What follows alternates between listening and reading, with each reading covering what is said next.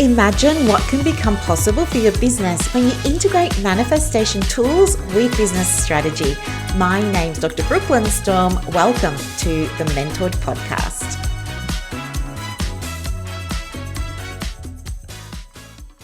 Have you ever gotten to the point with something where you feel like you kind of know it all? And I don't mean that in an egotistical way or anything like that. Maybe what I'm trying to say is it feels like there's just nothing new there. Like you've seen everything and it's all just sounding the same now. That was how I was feeling too. And, every maybe 8 to 10 weeks-ish, sort of, I go on a little getaway, and often it's to the country. I really love to go to Ballarat, Bendigo, Daylesford, blah, blah, blah. And in the past, one of my very favourite things to do had been to go to a shop there called Empress and Wolf. They sell all this beautiful jewellery and crystals and books and card decks and stuff like that. Always feels like a bit of a treat to go there. And across the road from there, there's a shop called Paradise Books. And I really love that because it's such an experience. There are multiple levels and it's kind of like a little bit of a maze, like a little bit of a rabbit warren, and you never quite know where you're going. And it's just, so much fun. But I will usually go to those places and, have a bit of a look for new things on spiritual stuff, like manifesting, for example, because that's what we're talking about today.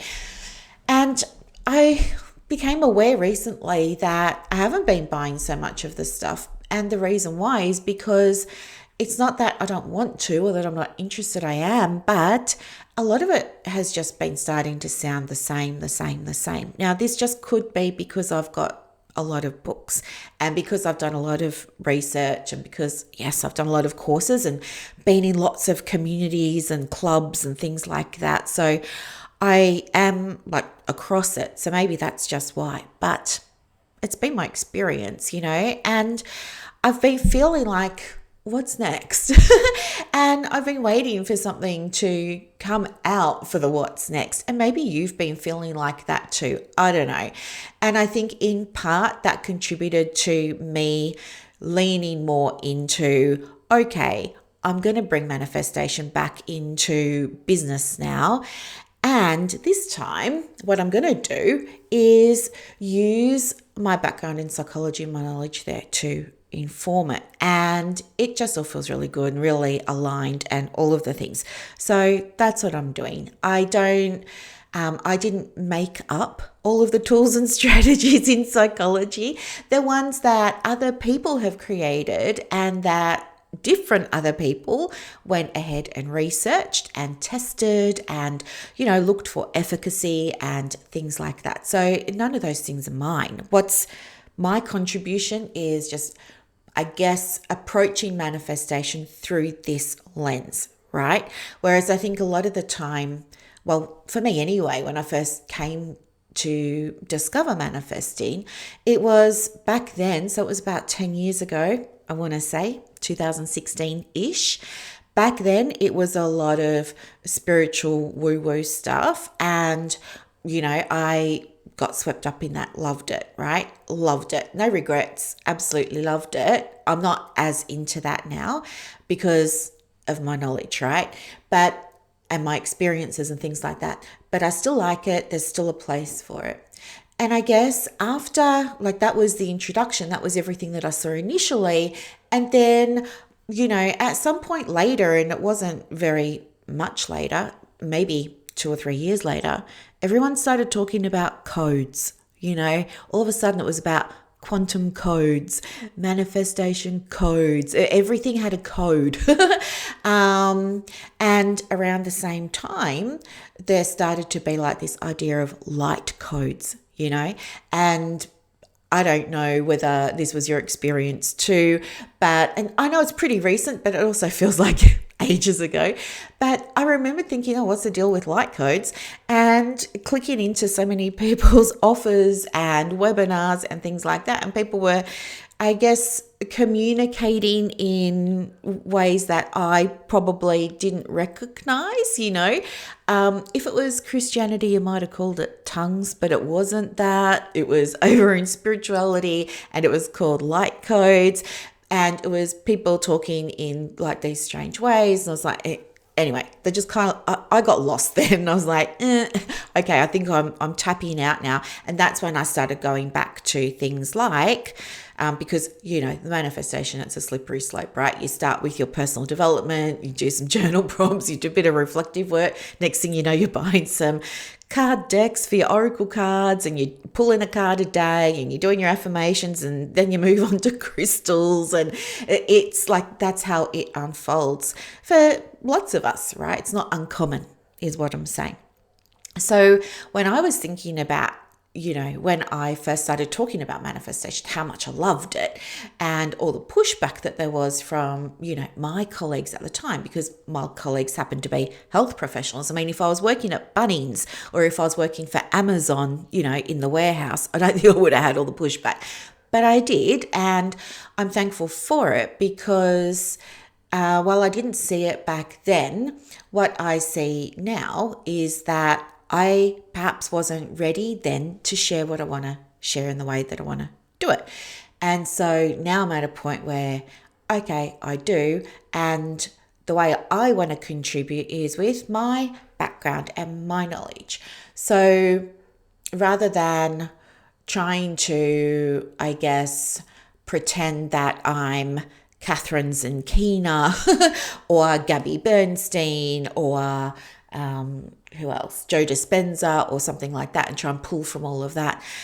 They've got their own stuff. I want to have my own little corner of the world. And for me, it's using my background in psych and the mind and human behavior and research and what I understand of research and all those kinds of things, and my 30 years of doing it. So my approach to manifestation is informed by that. So for that reason, we're going to be using psychology to manifest the things that you want.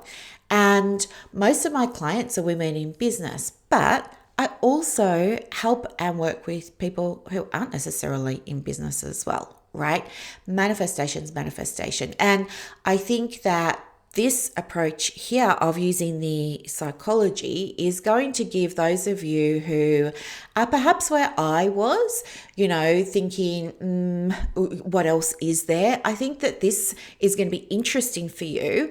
Number one, I think it's going to add another layer of depth to your existing knowledge and foundations that you've developed over time. Like, I doubt that you're probably brand new to manifesting. If you are brand new to manifesting, well, wow, you've just come at the right time. But also, I think that there's a lot of value in this approach that I'm sort of offering to the world, because I'll talk with you about it a little bit more down the track. I want to give you an example first. Let me jump to the example. Okay, so I wanted to demonstrate how I approach manifestation. And yeah, I mean, my most recent manifestation was the house. And so for those of you who don't know, I'm in my dream house. I did not realize it was my dream house at the time. I'd been trying to manifest a dream house. The whole process of the manifestation for me took about 18 months from start to finish, and probably I can tell you exactly. I think it took me 6 weeks to get the house. So 18 months minus 6 weeks. That number, whatever it was, so say 16 months of that was me preparing, right? There was a lot of stuff that I needed to do personally behind the scenes on my own well-being, on my own mindset, on my own beliefs, on my own, readiness, like all those kinds of things. So yeah, I had the idea 18 months ago, this is what I want. And it took time for me to process a lot of big stuff that needed to be processed. Once that was done, which was around the 16-month mark, then it was like, okay, boom, we're taking the action now, we're doing it. And yeah, from that point to getting the contract signed was 6 weeks. And then, yeah, I was in. Oh no, it wasn't 6 weeks to get the contract signed. The contract was signed within like 48 hours. And of me seeing the property, the contract was signed within about 48 or 72 hours. And then I was in the place within 6 weeks. So yeah, I know, it was so amazing. It was so amazing. Yeah, because anyway, I'm going to get sidetracked and I don't want to do that.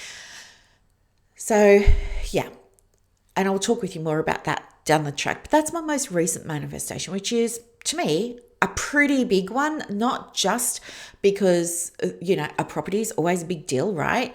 But it was a big deal because it required big shifts at deeper levels to do, right? And I think that's very important because sometimes when we're trying to manifest, we just focus on the result or the action or the strategy, right? And we forget that there's all this sort of pre-work, if you like, that needs to be done some of the time for some of the people. I'm going to say most of the time for most of the people, but I think it really depends on what you're trying to manifest. Like, I mean, if I was just trying to manifest a free cup of coffee within a week or something like that, I wouldn't have needed to do much pre-work. But for something big like that, I did, because there were big things involved.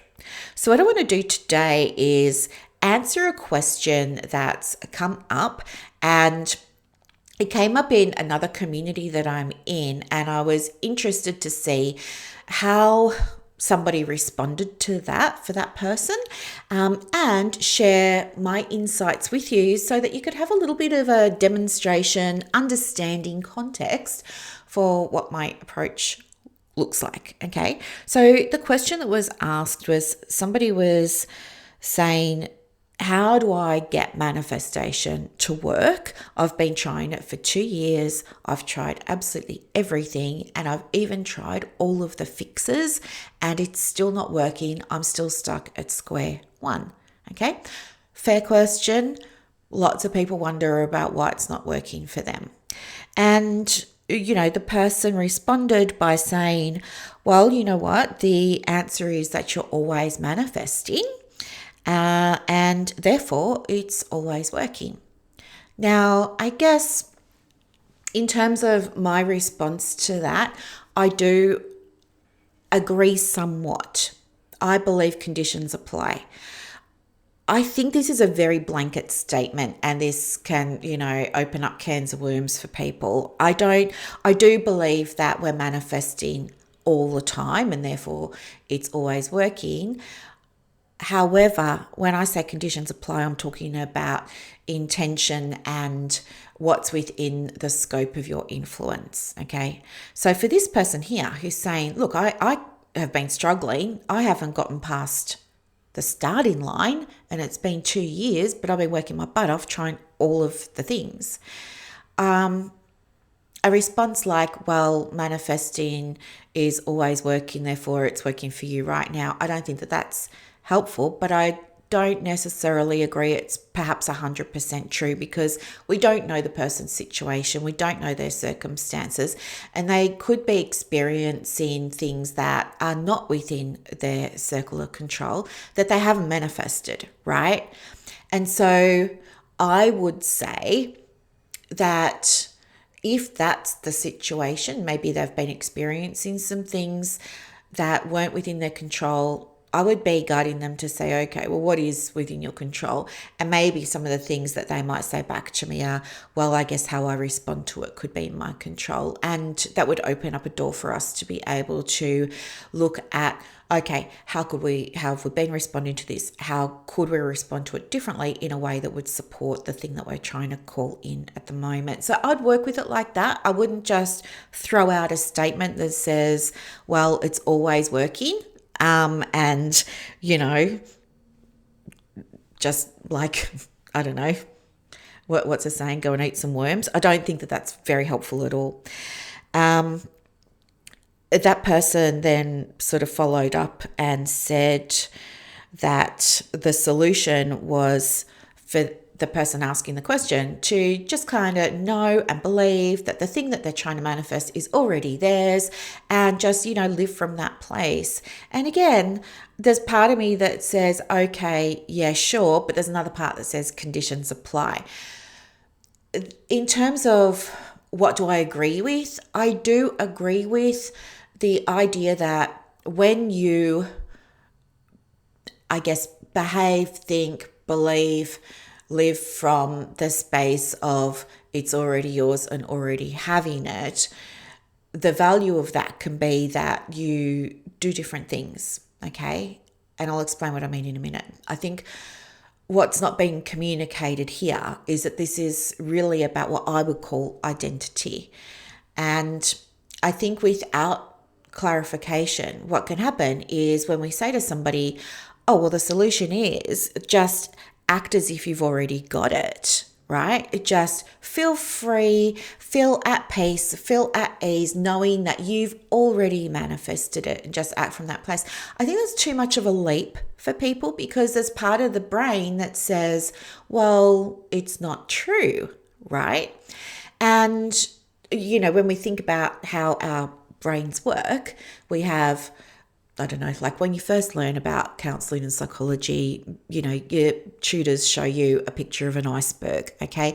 And they show that most of the iceberg sits under the water, and that under the water stuff represents your subconscious, and that's like 90 to 95% of your mind. And the tip of the iceberg that sits above the waterline that we can all see, that's like 5 to 10% of your mind, and that's your conscious awareness.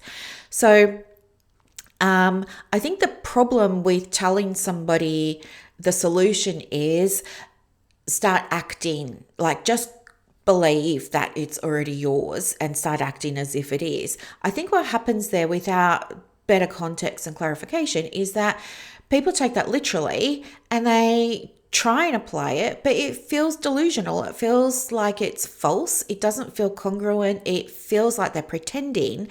And for that reason, it doesn't stick as a strategy. And then it becomes something else they tried that they didn't get a result with, which can then leave them feeling like, what's wrong with me, that other people can do this and I can't. And, because of the absence of that clarity, it's very normal for our brains to go within for an answer. And that's where the self-doubt, the imposter syndrome, the self-blame, all of those, the questioning, everything sort of comes from, right?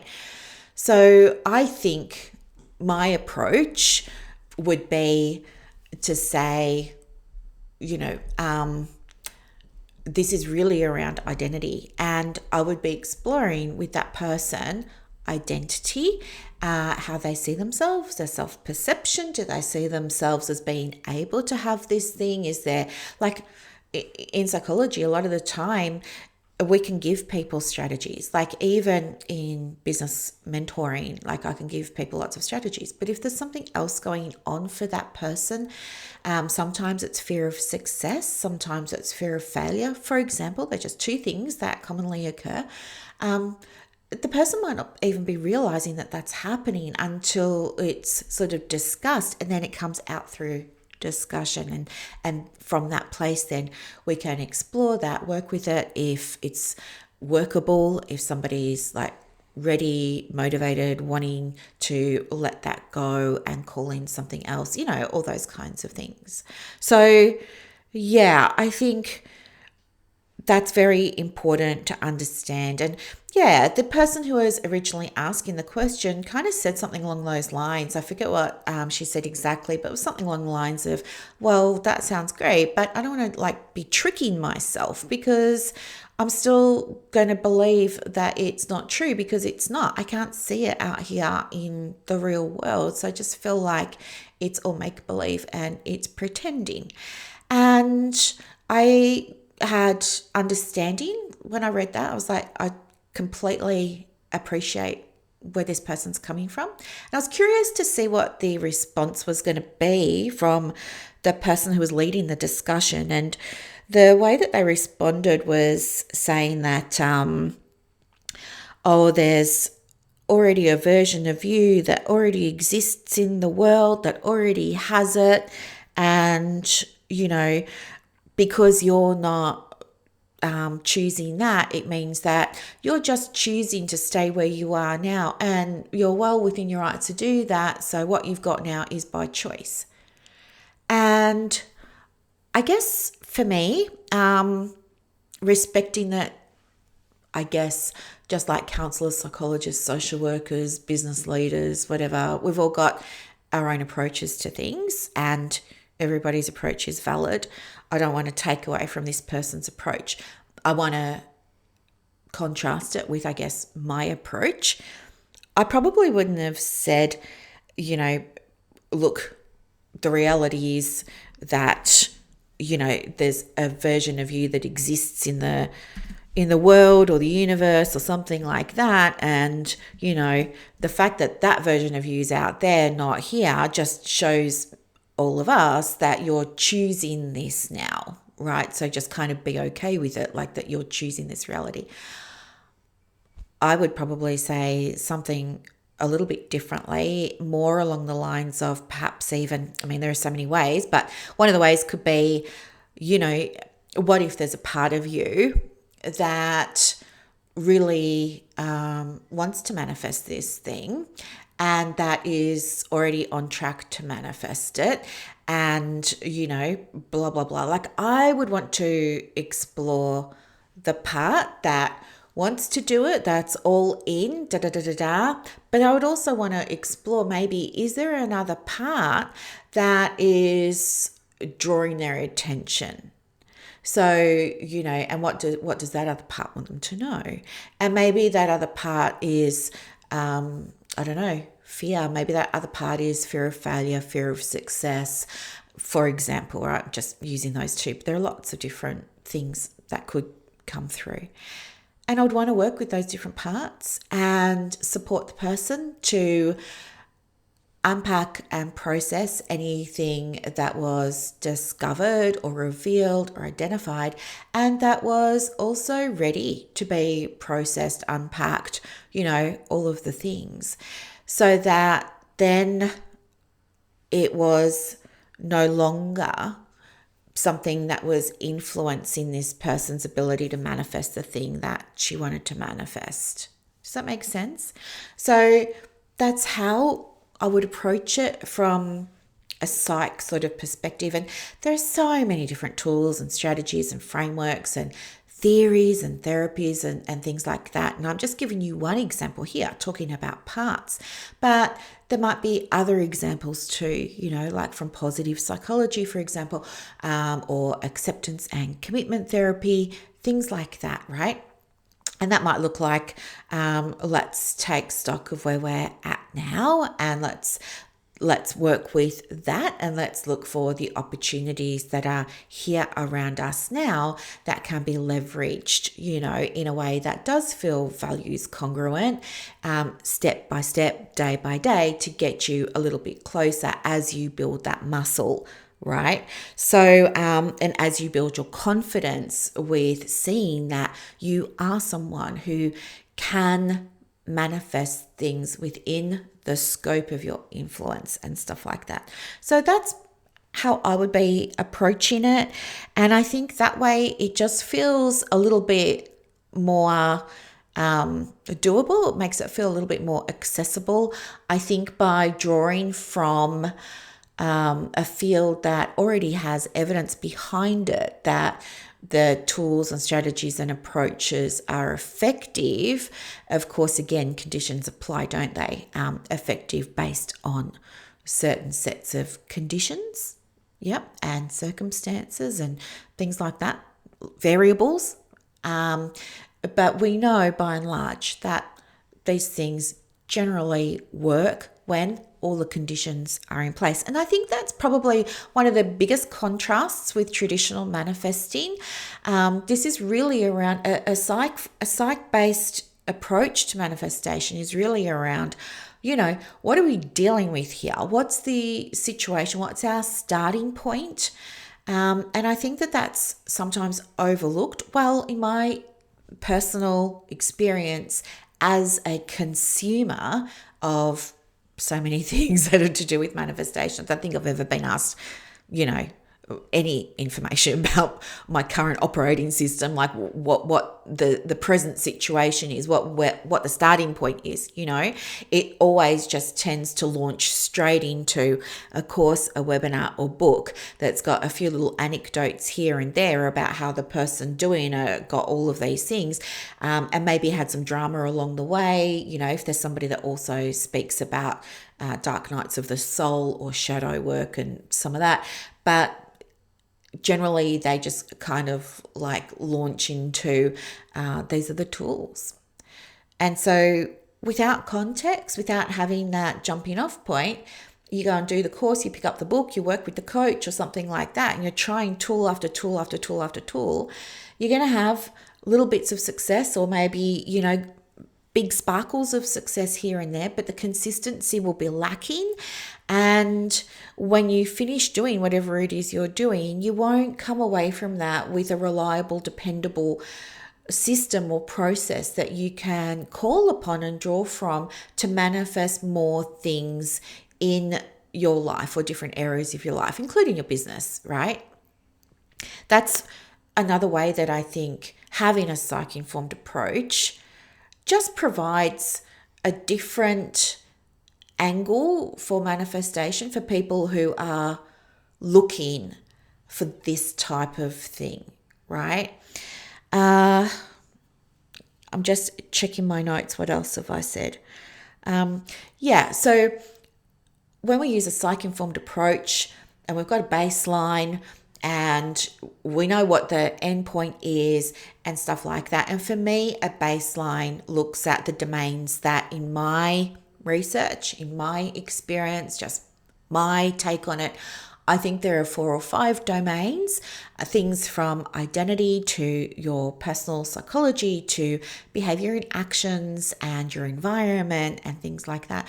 I think once we've got that, you can then create a strategy, a plan, a roadmap for yourself of what to do, and perhaps even prioritize the things that need to be done in order for you to create the conditions that are going to be most conducive to you being able to call in or make evident in your world the thing that you're most wanting to call in, right? And that's just another way that I think applying a psych-informed approach really benefits this area, right? This area that we're calling manifestation. And so, I guess I just wanted to share that with you because I think it's incredibly important. And in terms of giving you a case study or something like that, apart from my own examples, I can share with you another recent one, which is, hang on, I just want to read it out. She said that I could read it out. I'm not going to say her name, don't panic.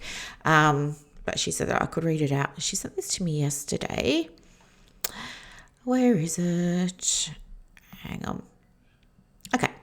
So she said, I can't tell you how much working together has meant to me. The money almost seems like a flow from the mindset changes and from having fun. It seemed so anti-business to set having fun as a goal, but since I have, the money's flowing. And I also have a feeling that there's more money just around the corner waiting for me to be less constrained by the constraints of my mind. So this is a client that I work with. She's with me one of my year-long containers. She's recently renewed her program, which I'm so excited about because I agree there's definitely more for her around the corner. But when we first started working together, she didn't come to me saying, I want to manifest fun and I want to manifest money. In fact, when she first came to me, it was because there were some challenges that she was experiencing, and these challenges were being compounded by what was happening in the business, things that I could see that she couldn't. But also what was happening in the business was feeding into other things that were happening around her, some that she could see, but also some that she couldn't, that I could. And she wanted to, fix things, to put things right, but wasn't really sure how to go about that. She thought that working with somebody could be helpful, yet she later shared with me that she was hesitant about getting help with a business because she thought that she was going to be told. She said to me something like, I delayed getting help for a while because I was avoiding being told what to do. I thought you were going to get me to do a whole bunch of things that I didn't want to do. You're going to make me do things that I didn't want to do. I think those were her words. And so when we started working together and I began to get a better understanding of the situation, I could see it wasn't really about strategy at that point. The strategy did come later, but at the beginning, the strategy was really around stability, safety, containment, and creating that for herself and supporting her in creating that for herself. Because whether it was going to be a strategy or whether it was going to be something else, the chances of those things working while she wasn't feeling safe were, in my mind, 0 to none, right? And I don't want that for any of the clients that I work with. I want them to be set up for success from the get-go. So yeah, we started there and she was open to that. So we did that, put foundations in place so she felt safe enough to then start doing some other things. And even then, I think her expectation was that we were going to go into strategy. And so we did do a little bit of strategy so that she felt like continued to feel safe and like she was making some progress and things like that, because sometimes we want to be doing practical things and we want to be starting to see tangible results and stuff like that. So she wasn't overloaded with strategy. She was just given a few key ones that were doable, were accessible, that were going to shift the needle quickly for her, while she was also doing bigger stuff. And for her, bigger stuff was like really big stuff that a lot of the time just doesn't get spoken about. It was stuff that was around, things like shame, around fear, around insecurity, around self-perception, around all of that, the juicy stuff, I guess. It's the stuff that's really hard and raw and very, very real. But because she was open and because she trusted in being led and being guided, and because she was, implementing and things like that, what ended up happening was she was led to find a way of working for her that provided her with the things that she needed, that she hadn't come into the working relationship with me knowing she needed, saying she wanted, or anything like that. So we're able to uncover, because we're going through a deeper level, we're able to uncover things for her. And as you heard there, one of those things for her was fun. Okay, fun.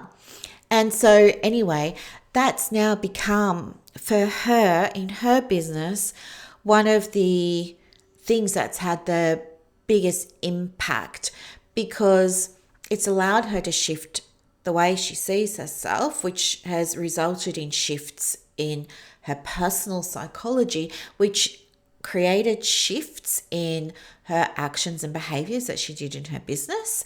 The practical and tactical things, the relational things with her clients. She's a psychologist, by the way, all of that. And then she started to see all of these changes be reflected in the results. Okay.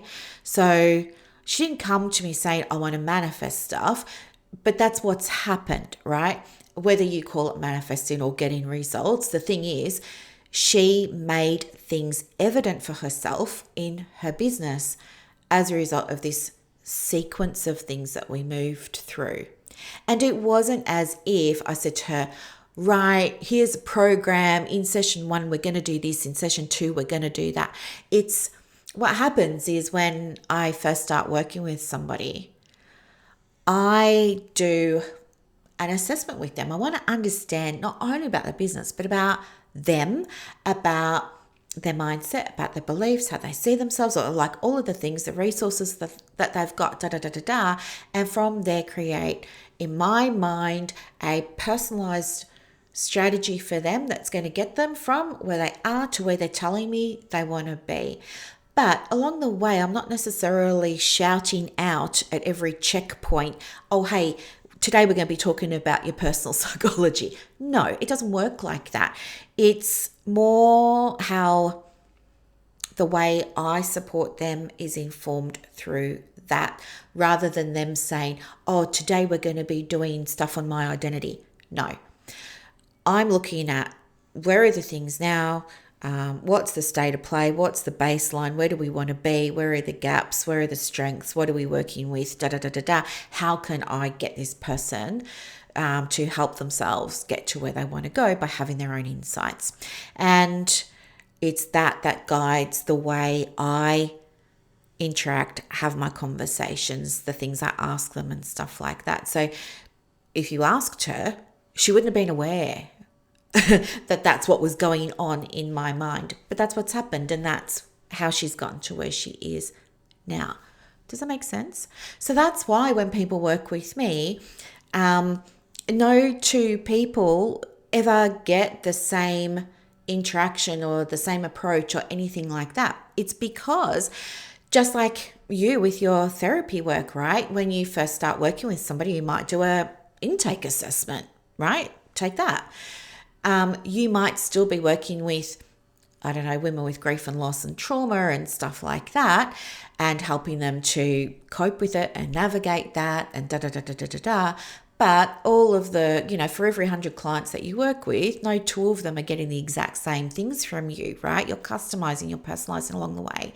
So that's how I work too. And that's what I can do, bring in the knowledge, the insights, the awareness of what works, what doesn't, from psychology over here into helping you manifest or make evident the things that you want to be seeing more of in your world, whether that's your business or your life. I hope this is making sense. So it's not about I'm never going to say just go and do affirmations. In saying that though, the way that I work to help women with manifesting things in their businesses and in their world and stuff like that, whatever it is that they're working on, doesn't exclude things either, okay? My framework is I'm going to use what I know from psychology and my experience with psychology to help you get from where you are to where you want to be. We're going to use psychology to manifest the thing you want. But it doesn't mean you're not allowed to use things you love to use, right?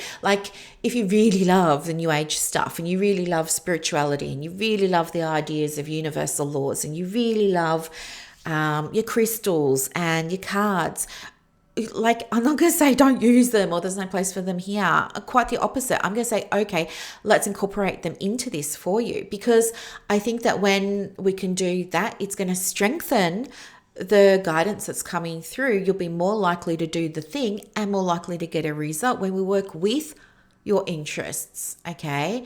And you just heard that from that example that I gave you a moment ago.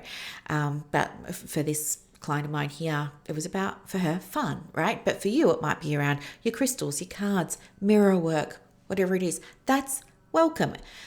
My approach to manifesting doesn't mean it's only got to be psychology. Bring the other stuff. Likewise, you don't have to be into spirituality either. That's perfectly okay. You don't need to. And the flip of that, well, not really the flip, but I guess another dimension of that is about being Christian. And I think this is important because I know in the past people have said, well, I'm Christian, can I still manifest things? And for me personally, I guess this has also been more top of mind because since I moved to this new location, I have started going to church. I've never been to church in my life other than to have a looky-loo and see what it was you can listen to previous episodes and you'll hear, over those 18 months recently, how I was drawn to going and sitting down inside the little white church on the main street in Phillip Island. You know, I wasn't attending a service. I wasn't religious, nothing like that. It was just something I ended up doing.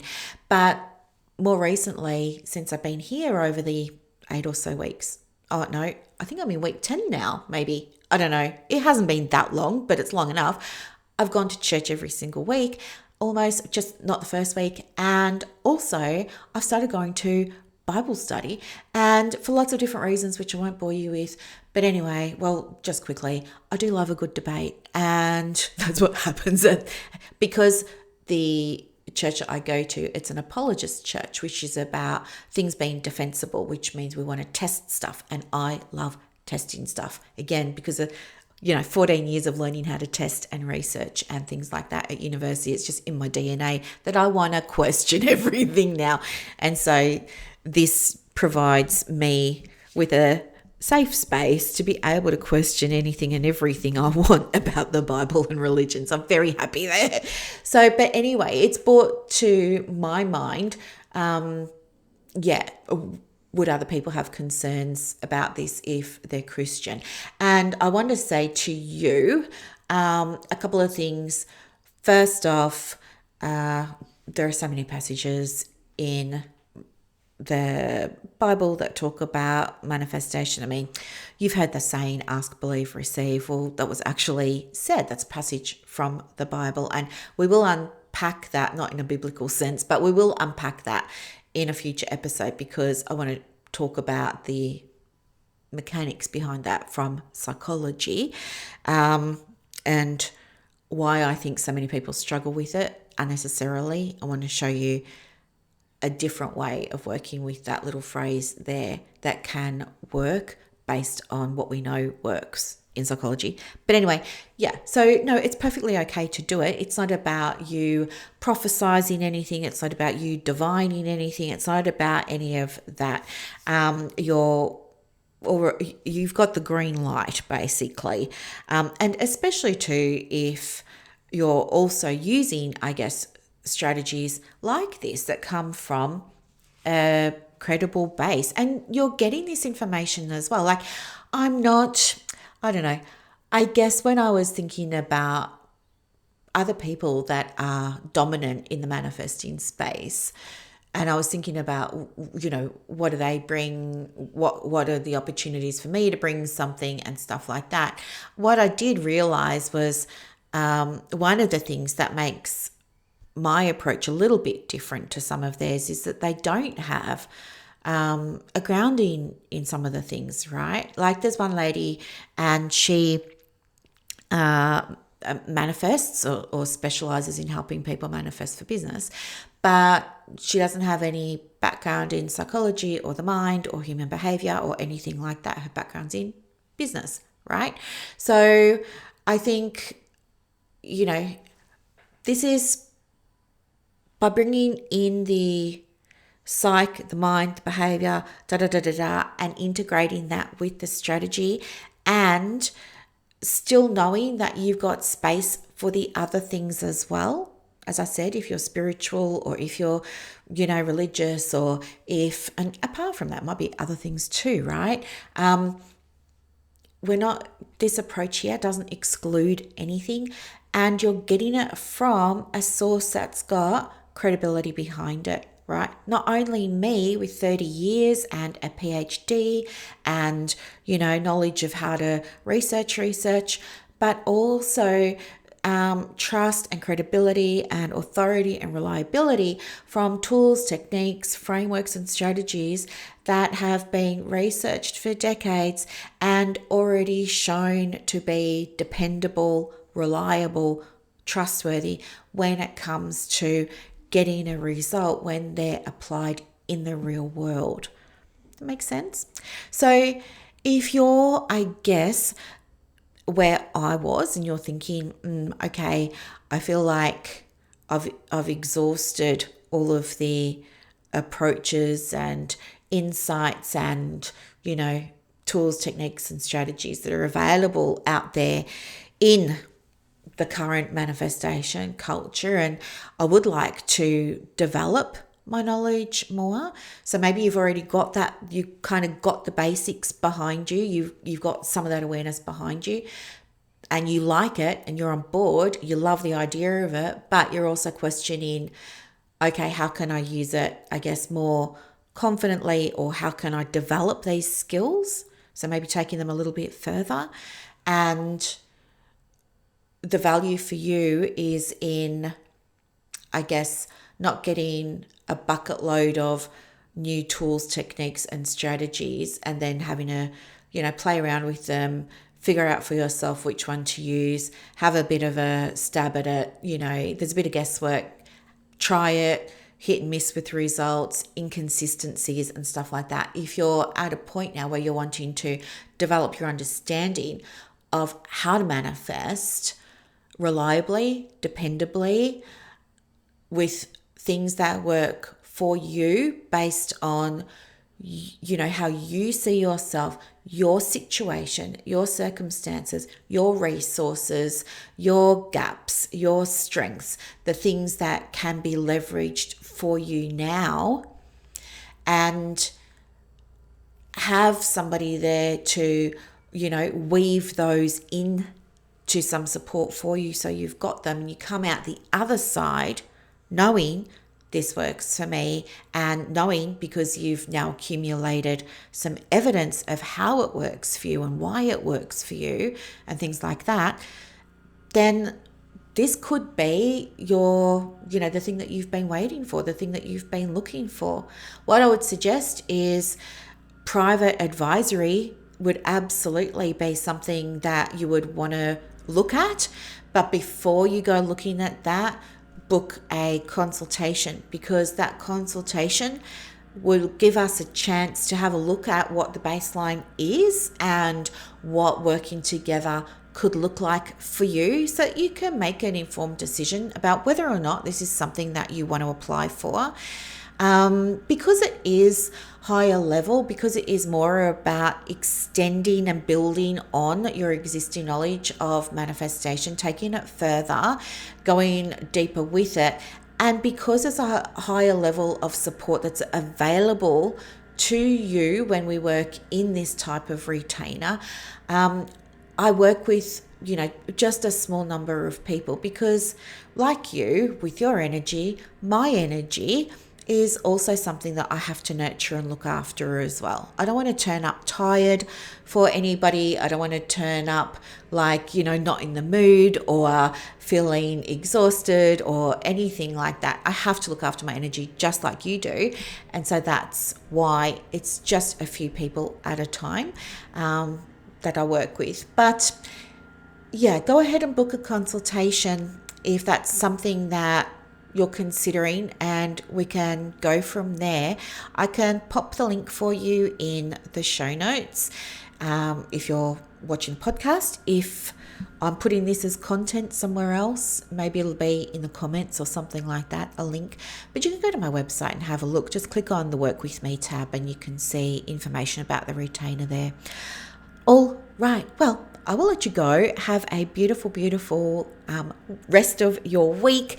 Thank you so much for being part of my world and being curious and interested in learning about my approach to manifesting the things that you want in your world, whether it's business or your life, by using psychology to do it. All right, talk soon. Bye. Be sure to check the show notes before you click out, because I often do leave goodies in there for you. Thank you so much for listening and being part of my world. Have a beautiful day. Bye.